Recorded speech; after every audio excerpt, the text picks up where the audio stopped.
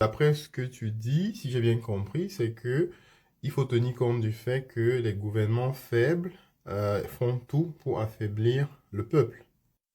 Alors, si je suppose que par affaiblir le peuple, tu veux par là dire en fait que les gouvernements font tout pour maintenir les gens dans la pauvreté. Bon, si c'est le cas, en créant de l'emploi localement, en donnant plus de moyens à nos frères ou à nos sœurs, ça contribue à créer de la richesse que le gouvernement ne crée pas, ou ça fait l'inverse.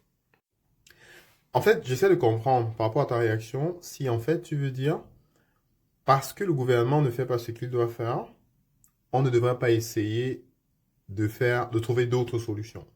J'essaie de comprendre. Ok, je suis dans la démarche en fait de mieux comprendre où est-ce que tu veux en venir. Mais bon, habituellement, moi j'ai tendance à regarder solution. Ok, donc j'ai tendance à penser comment est-ce qu'on avance avec ce qu'on a. Et donc, dans ce sens, pour moi, c'est très pertinent de pouvoir mettre sur pied les mécanismes qui vont permettre que de toutes les façons qu'on ait nous-mêmes le contrôle de ce qu'on veut faire. Et dans le cas d'espèce, ce serait de dire que en envoyant de l'argent à nos jeunes qui vont soit aller les dépenser dans la boisson, soit dans la fête, ainsi de suite, ou alors qui vont aller les dépenser à acheter des produits importés. Parce que oui, on peut aussi entrer dans le débat de oui, le gouvernement laisse des produits importés entrer, pourtant on peut les produire. Voilà. Parce que la richesse se crée dans la transformation. La richesse se crée dans l'emploi, d'accord? Dans les jobs qu'on crée. Il n'y a pas de magie. On a la possibilité, quand on est en Europe, aux États-Unis, en Chine, de pouvoir facilement trouver le job parce qu'on a eu suffisamment de personnes qui ont créé des jobs. Il n'y a pas d'autre moyen. Le gouvernement, nécessairement, n'est pas là pour créer le job. Bien entendu, je suis d'accord. On est totalement d'accord.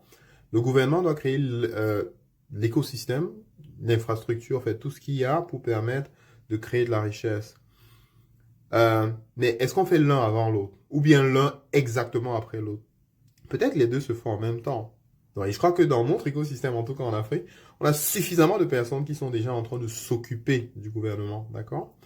Peut-être que pour ceux qui ont la possibilité soit d'entreprendre, soit d'investir, peut-être qu'on devrait concentrer nos énergies sur le deuxième couloir, n'est-ce pas, qui est celui de pouvoir créer de la richesse, de pouvoir créer, multiplier en fait les opportunités de créer des emplois pour que, enfin, peut-être quand on a un bon gouvernement, ou bien je sais pas trop, qu'on puisse facilement migrer vers ce qu'on veut faire ou de ce qu'on souhaite faire.